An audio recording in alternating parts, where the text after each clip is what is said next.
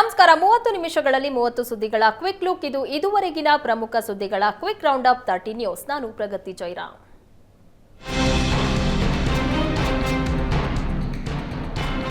Covid ಹಗರಣ ತನಿಖೆ ಚುರುಕುಗೊಂಡಿದೆ. ಕೆಲ ಜನಪ್ರತಿನಿಧಿಗಳು ಹಾಗೂ ಸರ್ಕಾರಿ ಅಧಿಕಾರಿಗಳ ವಿರುದ್ಧ ಮೊದಲ ಎಫ್ಐಆರ್ ದಾಖಲಾಗಿದೆ.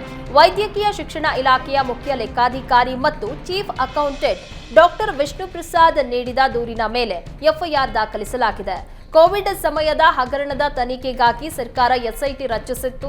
N95 ಮಾಸ್ಕ್, ಪಿಪಿಇ ಕಿಟ್ ಮತ್ತು ಇತರೆ ಸಾಮಗ್ರಿ ಖರೀದಿಯಲ್ಲಿ ಅಕ್ರಮದ ಆರೋಪ ಕೇಳಿಬಂದಿತ್ತು. ಸರ್ಕಾರಿ ಆಸ್ತಿ ಹಣ ದುರ್ಬಳಕೆ ಮಾಡಿ ಸ್ವಂತಕ್ಕೆ ಲಾಭ ಮಾಡಿಕೊಂಡಿರುವ ಆರೋಪ ಕೇಳಿಬಂದಿದೆ. ಹೀಗಾಗಿ ವಿಧಾನಸೌಧ ಠಾಣೆಯಲ್ಲಿ ದೂರು ದಾಖಲಾಗಿದೆ.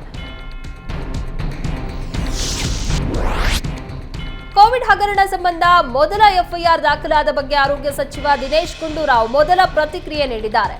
ಕೋವಿಡ್ ಹಗರಣವನ್ನ ಸಾಬೀತು ಮಾಡಬೇಕು, ಜೊತೆಗೆ ಸಮಗ್ರ ತನಿಖೆ ಆಗಬೇಕು ಅಂತ ಚರ್ಚೆಯಾಗಿದೆ ಅಂತ ತಿಳಿಸಿದ್ರು. ತಪ್ಪಿತಸ್ಥರಿಗೆ ಶಿಕ್ಷೆಯಾಗ್ಲಿ, ಅವರ ಬಂಡವಾಳ ಕೂಡ ಹೊರಗೆ ಬರಲಿ, ಬಿಜೆಪಿಯವರು ಏನಾದರೂ ಟೀಕೆ ಮಾಡಿಕೊಳ್ಳಲಿ, ಅದಕ್ಕೆ ನಾವು ತಲೆ ಕೆಡಿಸಿಕೊಳ್ಳಲ್ಲ ಅಂತ ದಿನೇಶ್ ಗುಂಡೂರಾವ್ ಹೇಳಿದ್ದಾರೆ. ಕೋವಿಡ್ ಹಗರಣದ ಸಂಬಂಧ ಎಫ್ಐಆರ್ ದಾಖಲಿಸಿದ್ದಕ್ಕೆ ವಿಪಕ್ಷ ನಾಯಕ ಅಶೋಕ್ ಗರಂ ಆಗಿದ್ದಾರೆ. ಕೋವಿಡ್ ವಿಚಾರ 4 ವರ್ಷ ಹಿಂದಿನದ್ದು. 4 ವರ್ಷದಿಂದ ಒಂದು ತನಿಖೆಗೆ ಆದೇಶ ಮಾಡಿಲ್ಲ. 4 ವರ್ಷದಿಂದ ಏನ್ ಕಡ್ಲೆಕಾಯಿ ತಿಂತಿದ್ರಾ? ಮುಡಾ ವಾಲ್ಮೀಕಿ ಹಗರಣ ಕೊರಳಿಗೆ ಸುತ್ತಿಕೊಳ್ತಾ ಇದ್ದ ಹಾಗೆ ಕಾಂಗ್ರೆಸ್ಗೆ ಈಗ ಕೋವಿಡ್ ನೆನಪಾಗ್ತಾ ಇದೆ. ಕೊರೋನಾ ವೇಳೆ ನಾವು ದಿನವೂ 8 ರಿಂದ 10 ಗಂಟೆ ಕೆಲಸ ಮಾಡಿದ್ವಿ. ಆಗ ಸಿದ್ದರಾಮಯ್ಯ ಆಗ್ಲಿ ಕಾಂಗ್ರೆಸ್ನವರಾಗ್ಲಿ ಮನೆಯಿಂದ ಆಚೆಗೆ ಬಂದೇ ಇರಲಿಲ್ಲ. ಮನೆಯಿಂದ ಆಚೆ ಬಾರದವರು ಈಗ ಬಂದು ಕೋವಿಡ್ ಹಗರಣ ಆಗಿದೆ ಅಂತ ಹೇಳ್ತಿದ್ದಾರೆ. ಇದು ದ್ವೇಷದ ರಾಜಕಾರಣ. ಯಡಿಯೂರಪ್ಪ ಅವರನ್ನ ಟಾರ್ಗೆಟ್ ಮಾಡಿದ್ದಾರೆ. ಇದಕ್ಕೆ ಬಿಜೆಪಿ ಹೆದರೋದಿಲ್ಲ ಅಂತ ಅಶೋಕ್ ವಾಗ್ದಾಳಿ ನಡೆಸಿದ್ರು. ಬೆಂಗಳೂರಿನಲ್ಲಿ ಆತ್ಮಹತ್ಯೆ ಮಾಡಿಕೊಂಡ ಟೆಕ್ಕಿ ಅತುಲ್ ಸುಭಾಷ್ ಆತ್ಮಹತ್ಯೆ ಪ್ರಕರಣ ದೇಶಾದ್ಯಂತ ಸಂಚಲನ ಸೃಷ್ಟಿಸಿದೆ. ನಾನು ಅತುಲ್ ಸುಭಾಷ್, ಜಸ್ಟಿಸ್ ಫಾರ್ ಅತುಲ್ ಸುಭಾಷ್ ಎಂದು ಪೋಸ್ಟ್ ಮಾಡಲಾಗ್ತಾ ಇದೆ. ಕೆಲ ಮಹಿಳೆಯರು ಕಾನೂನನ್ನ ದುರ್ಬಳಕೆ ಮಾಡ್ತಾ ಇದ್ದಾರೆಂದು ಮಹಿಳೆಯರೇ ಆಕ್ರೋಶ ಹೊರಹಾಕಿದ್ದಾರೆ. ಅತುಲ್ ಸಾವಿನ ನ್ಯಾಯಕ್ಕಾಗಿ ಪುರುಷರಿಗಿಂತ ಹೆಚ್ಚಾಗಿ ಮಹಿಳೆಯರೇ ಆಗ್ರಹಿಸಿದ್ದಾರೆ.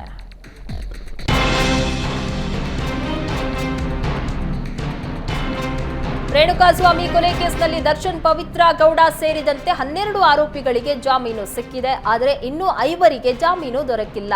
ಅದರಲ್ಲಿ ಜಾಮೀನು ಸಿಗದ 5ನೇ ಆರೋಪಿ ನಂದೀಶ್ ಪೋಷಕರಿಗೆ ಮತ್ತಷ್ಟು ಆತಂಕ ಶುರುವಾಗಿದೆ. ಮಂಡ್ಯ ತಾಲೂಕಿನ ಚಾಮಲಾಪುರ ಗ್ರಾಮದ ನಂದೀಶ್ ಪೋಷಕರಿಗೆ ಜಾಮೀನು ಅರ್ಜಿ ಬಗ್ಗೆಯೂ ತಿಳಿದಿಲ್ಲ.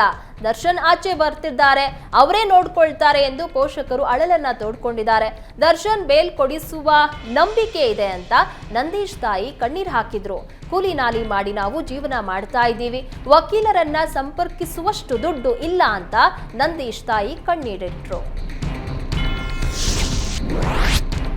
ಬಳ್ಳಾರಿ ಆಸ್ಪತ್ರೆಯಲ್ಲಿ ಬಾಣಂತಿಯರ ಸರಣಿ ಸಾವಿನಿಂದ ಹೆರಿಗೆಗೆ ದಾಖಲಾಗುವ ಗರ್ಭಿಣಿಯರ ಸಂಖ್ಯೆ ಇಳಿಕೆಯಾಗಿದೆ. ಕಳಪೆ ದ್ರಾವಣದಿಂದ 5 ಬಾಣಂತಿಯರು ಮೃತಪಟ್ಟಿದ್ರಿಂದ ಆಸ್ಪತ್ರೆಗೆ ದಾಖಲಾಗುವ 50% ಕುಸಿತವಾಗಿದೆ.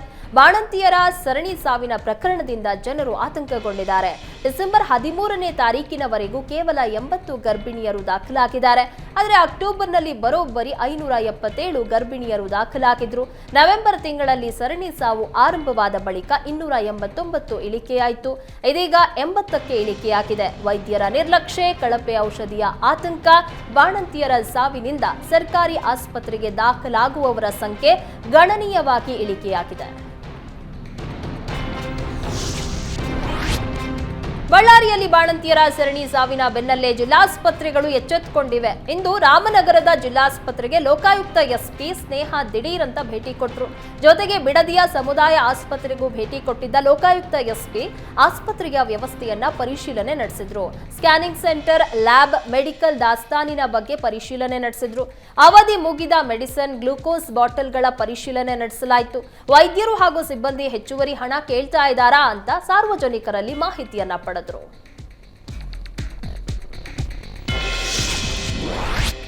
ಬೀದರ್ನಲ್ಲಿ ಬ್ರಿಮ್ಸ್ ಆಸ್ಪತ್ರೆಗೆ ಸಚಿವ ಈಶ್ವರ್ ಖಂಡ್ರೆ ಭೇಟಿ ನೀಡಿದ್ರು. ವಿಷ ಸೇವಿಸಿ ಆತ್ಮಹತ್ಯೆಗೆ ಯತ್ನಿಸಿದ ಕಾರಂಜ ಸಂತ್ರಸ್ತ ರೈತರನ್ನ ಭೇಟಿಯಾಗಿ ಆರೋಗ್ಯವನ್ನ ವಿಚಾರಿಸಿದ್ರು.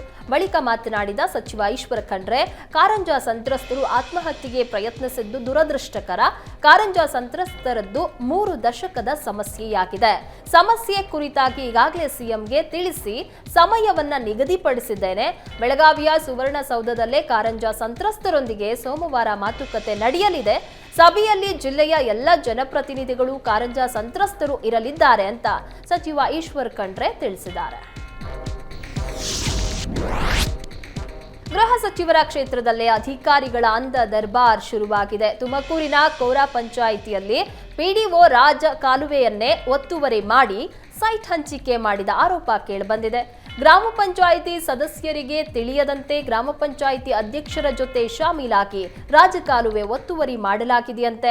ಅಲ್ಲದೆ ಫಲಾನುಭವಿಗಳಿಂದ 2 ಲಕ್ಷ ರೂಪಾಯಿ ಲಂಚ ಪಡೆದ ಆರೋಪವೂ ಕೇಳಿಬಂದಿದೆ. ಸೈಟ್ ಹಂಚಿಕೆ ಮಾಡದಂತೆ ಜಿಲ್ಲಾ ಉಸ್ತುವಾರಿ ಸಚಿವ ಪರಮೇಶ್ವರ್ ಸೂಚಿಸಿದ್ರು. 2 ಲಕ್ಷ ರೂಪಾಯಿ ಲಂಚ ಪಡೆದು ಸೈಟ್ ಹಂಚಿಕೆ ಮಾಡಿದ ಆರೋಪ ಕೇಳಿಬಂದಿದೆ. ಇದರಿಂದ ಸಿಟ್ಟಿಗೆದ್ದ ಗ್ರಾಮ ಪಂಚಾಯಿತಿ ಸದಸ್ಯರು ಜಿಲ್ಲಾ ಪಂಚಾಯಿತಿ ಸಿಇಒಗೆ ಪಿಡಿಒ ವಿರುದ್ಧ ದೂರನ್ನ ದಾಖಲಿಸಿದ್ದಾರೆ.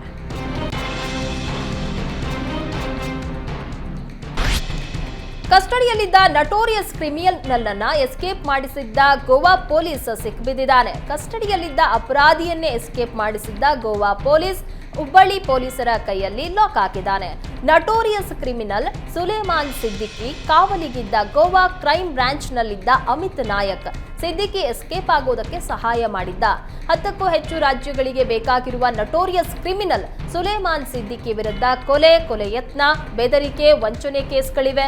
ಅಲ್ಲದೆ ಭೂಮಾಫಿಯಾ ದಂಧೆಯಲ್ಲಿಯೂ ಸಾರ್ವಜನಿಕರನ್ನ ಹೆದರಿಸುವುದು, ದುಡ್ಡು ಕೀಳೋದು, ದರೋಡೆ, ಮರ್ಡರ್ ಪ್ರಕರಣಗಳಲ್ಲಿ ಭಾಗಿಯಾಗಿದ್ದ. ಕ್ರಿಮಿನಲ್ ಜೊತೆಗೂಡಿ ಪೊಲೀಸ್ ಠಾಣೆಯಿಂದ ಎಸ್ಕೇಪ್ ಆಗಿದ್ದ ಅಮಿತ್ ನಾಯಕ್ ಗೋವಾದಿಂದ ತಲೆಮರೆಸಿಕೊಳ್ಳುವುದಕ್ಕೆ ಹುಬ್ಬಳ್ಳಿಗೆ ಆಗಮಿಸಿದ್ದಾಗ ತಗಲಾಕೊಂಡಿದ್ದ.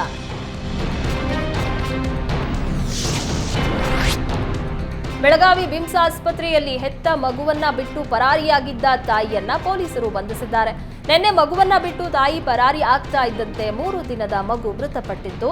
ಬೇಬಿ ಜಾನ್ ಪರಾರಿಯಾಗುವ ದೃಶ್ಯ ಸಿಸಿಟಿವಿಯಲ್ಲಿ ಸೆರೆಯಾಗಿತ್ತು. ಸಿಸಿಟಿವಿ ದೃಶ್ಯವನ್ನ ಆಧರಿಸಿ ತನಿಖೆ ಕೈಗೊಂಡಿದ್ದ ಎಪಿಎಂಸಿ ಪೊಲೀಸರು ತಾಯಿ ಬೇಬಿ ಜಾನ್ರನ್ನ ಬಂಧಿಸಿದ್ದಾರೆ. ಈಗಾಗಲೇ 3 ಗಂಡು ಮಕ್ಕಳನ್ನ ಹೊಂದಿರುವ ಬೇಬಿ ಜಾನ್ ಮತ್ತೊಂದು ಮಗು ಸಾಕುವುದು ಕಷ್ಟ ಅಂತ ಭಾವಿಸಿ ಹೆಣ್ಣು ಮಗುವನ್ನ ಬಿಟ್ಟು ಹೋಗಿದ್ದಾರೆ ಅಂತ ಬೇಬಿ ಜಾನ್ ತಿಳಿಸಿದ್ದಾರೆ. ಪಾರ್ಟ್ ಟೈಮ್ ಜಾಬ್ ಆಸೆ ತೋರಿಸಿ ಮಂಗಳೂರು ಯುವಕನಿಗೆ 28 ಲಕ್ಷ ರೂಪಾಯಿ ವಂಚಿಸಿದ್ದ 2 ಕಾಶ್ಮೀರಿ ಯುವಕರನ್ನ ಮಂಗಳೂರು ಪೊಲೀಸರು ಬಂಧಿಸಿದ್ದಾರೆ. ಕಾಶ್ಮೀರದ ಅನಂತನಾಗ್ ನಿವಾಸಿ ಸುಕೇಲ್ ಅಹಮದ್ ಮತ್ತು ಸುಹೇಲ್ ಅಹಮದ್ ಬಂಧಿತರು. ಹೆಚ್ಚು ಹಣ ಗಳಿಸಲು ಠೇವಣಿ ಹಣ ಕಟ್ಟಬೇಕೆಂದು ಹಂತವಾಗಿ ವಿವಿಧ ಅಕೌಂಟ್ಗಳಿಗೆ 28 ಲಕ್ಷ ರೂಪಾಯಿ ಹಾಕಿಸಿಕೊಂಡಿದ್ದಾರೆ. ವಂಚನೆ ಜಾಡು ಹಿಡಿದು ಕಾಶ್ಮೀರಕ್ಕೆ ತೆರಳಿದ್ದ ಮಂಗಳೂರು ಪೊಲೀಸರು ಕಾಶ್ಮೀರದ ಕುಲಂ ಬಳಿ ಬಂಧಿಸಿದ್ದಾರೆ. ಇನ್ನು ವಿವಿಧ ಬ್ಯಾಂಕ್ಗಳಲ್ಲಿ ಬೇರೆಯವರ ಹೆಸರಿನಲ್ಲಿ ಹಲವು ಅಕೌಂಟ್ ಮಾಡಿಸಿದ್ರು. ಸೈಬರ್ ಖದೀಮರಿಗೆ ಬಾಡಿಗೆಗೆ ಬ್ಯಾಂಕ್ ಅಕೌಂಟ್ ನೀಡ್ತಾ ಇದ್ರು. ಕ್ರಿಮಿನಲ್ ಚಟುವಟಿಕೆಗಳಿಗೆ ಬ್ಯಾಂಕ್ ಅಕೌಂಟ್ಸ್ ಬಳಕೆಯಾಗ್ತಾ ಇತ್ತು.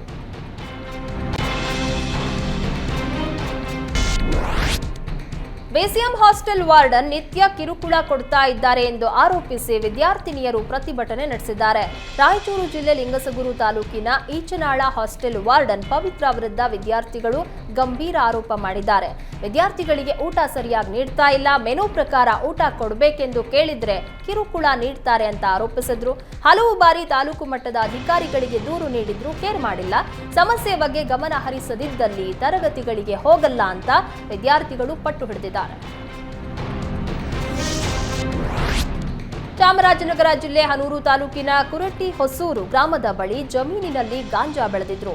ಖಚಿತ ಮಾಹಿತಿ ಮೇರೆಗೆ ರಾಮಪುರ ಪೊಲೀಸರು ದಾಳಿ ನಡೆಸಿದ್ರು. ಈ ವೇಳೆ 12 ಲಕ್ಷ ರೂಪಾಯಿ ಮೌಲ್ಯದ ಗಾಂಜಾ ಗಿಡಗಳನ್ನು ವಶಕ್ಕೆ ಪಡೆದಿದ್ದಾರೆ. ಜಮೀನಿನಲ್ಲಿ ಗಾಂಜಾ ಬೆಳೆದಿದ್ದ ಗ್ರಾಮದ ಮಾರಾ ಎಂಬಾತನನ್ನ ಪೊಲೀಸರು ಬಂಧಿಸಿದ್ದಾರೆ. 211 ಕೆಜಿ ತೂಕದ ಗಾಂಜಾ ಗಿಡಗಳನ್ನು ವಶಪಡಿಸಿಕೊಂಡಿದ್ದಾರೆ. ಕ್ಷೌರಿಕನ ಮೇಲೆ ಬಿಜೆಪಿ ಮುಖಂಡ ದರ್ಪ ತೋರಿದ್ದಾನೆ. ಹುಬ್ಬಳ್ಳಿಯ ನವನಗರದಲ್ಲಿರುವ ಹೇರ್ ಕಟಿಂಗ್ ಸಲೂನ್ನಲ್ಲಿ ಈ ಘಟನೆ ನಡೆದಿದೆ. ಬಿಜೆಪಿ ಮುಖಂಡ ವಿಜಯಕುಮಾರ್ ಅಪ್ಪಾಜಿ ಎಂಬಾತ ತನ್ನ ಮಗನ ಹೇರ್ ಕಟಿಂಗಿಗೆ ಕರೆದೊಯ್ದಿದ್ದ. ಸರಿಯಾಗಿ ಕಟ್ಟಿಂಗ್ ಮಾಡಿಲ್ಲವೆಂದು ಸಲೂನ್ನಲ್ಲಿ ಗಲಾಟೆ ಮಾಡಿದ್ದಾನೆ.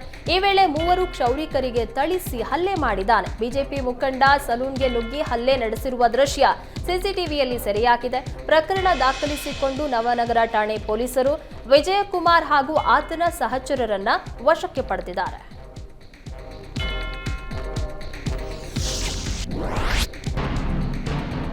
ಸ್ನೇಹಿತನನ್ನ ಕೊಲೆಗೈದಿದ್ದ ಆರೋಪಿಗಳಿಗೆ ರಾಮನಗರ 2ನೇ ಹೆಚ್ಚುವರಿ ಜಿಲ್ಲಾ ಸತ್ರ ನ್ಯಾಯಾಲಯ ಜೀವಾವಧಿ ಶಿಕ್ಷೆಯನ್ನ ಪ್ರಕಟಿಸಿದೆ. ಅಣ್ಣಯ್ಯಪ್ಪ ಎಂಬಾತನನ್ನ ಚಿಕ್ಕೇಗೌಡ ಹಾಗೂ ಕುಮಾರ್ ಎಂಬುವವರು 2018ರಲ್ಲಿ ಹಾರೋಹಳ್ಳಿ ತಾಲೂಕಿನ ಕೊಟ್ಟಗಾಳು ಗ್ರಾಮದಲ್ಲಿ ಹತ್ಯೆ ಮಾಡಿದ್ರು. ಚಿಕ್ಕೇಗೌಡ ಪತ್ನಿಯೊಂದಿಗೆ ಅಣ್ಣಯ್ಯಪ್ಪ ಅಸಭ್ಯವಾಗಿ ವರ್ತಿಸಿದ್ದಕ್ಕೆ ಕೊಲೆಗೈದಿದ್ರು. ಕನಕಪುರ ಗ್ರಾಮಾಂತರ ಪೊಲೀಸರು ಆರೋಪಿಗಳನ್ನ ಬಂಧಿಸಿ ನ್ಯಾಯಾಲಯಕ್ಕೆ ದೋಷಾರೋಪಣೆಯ ಪಟ್ಟಿಯನ್ನ ಸಲ್ಲಿಸಿದ್ರು. ವಾದ ಪ್ರತಿವಾದ ಆಲಿಸಿ ಆರೋಪ ಸಾಬೀತಾದ ಹಿನ್ನೆಲೆಯಲ್ಲಿ 2ನೇ ಹೆಚ್ಚುವರಿ ಜಿಲ್ಲಾ ಸತ್ರ ನ್ಯಾಯಾಧೀಶರು ಇಬ್ಬರು ಆರೋಪಿಗಳಿಗೆ ಜೀವಾವಧಿ ಶಿಕ್ಷೆಯನ್ನ ವಿಧಿಸಿದ್ದು 50,000 ದಂಡ ವಿಧಿಸಿದ್ದಾರೆ. ಹಾವೇರಿ ಜಿಲ್ಲೆ ರಾಣೆಬೆನ್ನೂರು ತಾಲೂಕಿನ ಹಲಗೇರಿ ಗ್ರಾಮದ ವಿದ್ಯಾರ್ಥಿಗಳಿಗೆ ನಿತ್ಯವೂ ಸಾರಿಗೆ ಬಸ್ಗಾಗಿ ಪರದಾಡುವಂತಾಗಿದೆ. ಬಸ್ ರಶ್ ಆಗಿದೆ. 5 ವಿದ್ಯಾರ್ಥಿಗಳನ್ನ ಮಾತ್ರ ಬಸ್ ಹತ್ತಿಸಿಕೊಳ್ಳುವುದಕ್ಕೆ ಹೇಳಿದ ಕಂಡಕ್ಟರ್ ಅನ್ನ ವಿದ್ಯಾರ್ಥಿಗಳು ತರಾಟೆಗೆ ತೆಗೆದುಕೊಂಡಿದ್ದಾರೆ. ಈ ರೀತಿ ಮಾಡಿದ್ರೆ ಕಾಲೇಜಿಗೆ ಹೇಗೆ ಹೋಗಬೇಕು ಅಂತ ಪ್ರಶ್ನಿಸಿದ್ದಾರೆ. ಹೆಚ್ಚಿನ ವಿದ್ಯಾರ್ಥಿಗಳು ಹತ್ತಿದರೆ ಕೆಳಗಡೆ ಇಳಿಸುತ್ತೇನೆ ಅಂತ ಕಂಡಕ್ಟರ್ ಆವಾಜ್ ಹಾಕಿದ್ದಾರೆ. ಲೇಡಿ ಕಂಡಕ್ಟರ್ ದರ್ಪವನ್ನ ವಿದ್ಯಾರ್ಥಿಗಳು ಮೊಬೈಲ್ನಲ್ಲಿ ಸೆರೆ ಹಿಡಿದಿದ್ದಾರೆ. ಲೇಡಿ ಕಂಡಕ್ಟರ್ ದುರ್ವರ್ತನೆಯಿಂದ ಬೇಸತ್ತ ಕಾಲೇಜು ವಿದ್ಯಾರ್ಥಿಗಳು ಸಾರಿಗೆ ನಿಯಂತ್ರಣಾಧಿಕಾರಿಗೆ ದೂರನ್ನ ನೀಡಿದ್ದಾರೆ. ಲೇಡಿ ಕಂಡಕ್ಟರ್ ವಿರುದ್ಧ ಕ್ರಮ ತೆಗೆದುಕೊಳ್ಳುವಂತೆ ಆಗ್ರಹಿಸಿದ್ದಾರೆ. ಬೆಂಗಳೂರಿನಲ್ಲಿ ಗುಂಡಿ ಗಂಡಾಂತರಕ್ಕೆ ಕೊನೆಯೇ ಇಲ್ಲದಂತಾಗಿದೆ. ಬೆಂಗಳೂರಲ್ಲಿ ಪಣತ್ತೂರು ಜನ ದಶಮಾನೋತ್ಸವ ಹೆಸರಲ್ಲಿ ವಿಭಿನ್ನವಾಗಿ ಪ್ರತಿಭಟನೆ ನಡೆಸಿದ್ದಾರೆ. ರಸ್ತೆ ಗುಂಡಿಯ ಮಾದರಿ ಕೇಕ್ ತಯಾರಿಸಿ ಗುಂಡಿಯಲ್ಲಿ ಕುಳಿತು ಕೇಕ್ ಕಟ್ ಮಾಡಿದ್ದಾರೆ. ರಸ್ತೆಯಲ್ಲಿ ಕೇಕ್ ಕಟ್ ಮಾಡಿ ಡಿಸಿಎಂಗೆ ಮನವಿ ಮಾಡಿದ್ದಾರೆ. ಬಿಬಿಎಂಪಿ ಅಧಿಕಾರಿಗಳೇ ಅಭಿವೃದ್ಧಿ ಮಾಡಿ ಅಂತ ಘೋಷಣೆ ಕೂಗಿದ್ದಾರೆ. ರಸ್ತೆ ಗುಂಡಿಗೆ ದಶಮಾನೋತ್ಸವ ಕೇಕ್ ಮಾಡಿ ಬಿಬಿಎಂಪಿ ವಿರುದ್ಧ ವ್ಯಂಗ್ಯವಾಡಿದ್ದಾರೆ.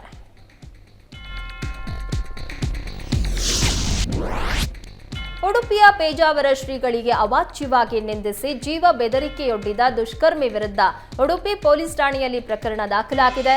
ಭೀಮ್ ಆರ್ಮಿ ಸಂಘಟನೆಯ ಮತೀನ್ ಕುಮಾರ್ ವಿಶ್ವಪ್ರಸನ್ನ ತೀರ್ಥರಿಗೆ ನಿಂದಿಸಿ ಜೀವ ಬೆದರಿಕೆ ಹಾಕಿದ್ದಾನೆ ಎಂದು ಆರೋಪಿಸಲಾಗಿದೆ. ಸುಮ್ಮನೆ ಕೂತ್ರೆ ಸರಿ, ಮುಂದೆ ಏನಾದರೂ ನಾಟಕ ಮಾಡಿದ್ರೆ 2ನೇ ಭೀಮಾ ಕೊರೆಂಗಾವ್ ಯುದ್ಧ ಆಗತ್ತೆ ಅಂತ 2 ಸಮುದಾಯದ ಮಧ್ಯೆ ಹಿಂಸಾಚಾರಕ್ಕೆ ಪ್ರಚೋದಿಸಿದ್ದಾನೆ. ಧರ್ಮ ನಿಂದನೆ ಹಾಗೂ ಜೀವ ಬೆದರಿಕೆ ಖಂಡಿಸಿ ಹಿಂದೂ ಜಾಗರಣಾ ವೇದಿಕೆ ದೂರನ್ನ ದಾಖಲಿಸಿತ್ತು. ಕಲಬುರಗಿ ನಗರದ ಖರ್ಗೆ ಸರ್ಕಲ್ನಲ್ಲಿರುವ ಕಾಫಿಜಾ ಕೆಫೆ ಸೆಂಟರ್ನಲ್ಲಿ ಅಗ್ನಿ ಅವಘಡ ಸಂಭವಿಸಿದೆ. 3ನೇ ಮಹಡಿಯಲ್ಲಿರುವ ಕಾಫಿಜಾ ಕೆಫೆ ಸೆಂಟರ್ನಲ್ಲಿ ಏಕಾಏಕಿ ಕಾಣಿಸಿಕೊಂಡ ಬೆಂಕಿ ಕ್ಷಣಾರ್ಧದಲ್ಲಿ ಇಡೀ ಕಟ್ಟಡವನ್ನ ಆವರಿಸಿತ್ತು. ಸ್ಥಳಕ್ಕೆ ಅಗ್ನಿಶಾಮಕ ದಳ ಸಿಬ್ಬಂದಿ ಆಗಮಿಸಿ ಬೆಂಕಿಯನ್ನ ನಂದಿಸುವಲ್ಲಿ ಯಶಸ್ವಿಯಾಗಿದ್ದಾರೆ. ಘಟನೆಯಲ್ಲಿ ಯಾವುದೇ ಪ್ರಾಣಹಾನಿ ಆಗಿಲ್ಲ. ವಿದ್ಯುತ್ ಶಾರ್ಟ್ ಸರ್ಕ್ಯೂಟ್ನಿಂದಾಗಿ ಅಗ್ನಿ ಅವಘಡ ಸಂಭವಿಸಿರುವ ಅನುಮಾನ ವ್ಯಕ್ತವಾಗಿದ್ದು ಪೊಲೀಸರು ತನಿಖೆಯನ್ನ ನಡೆಸ್ತಾ ಇದ್ದಾರೆ.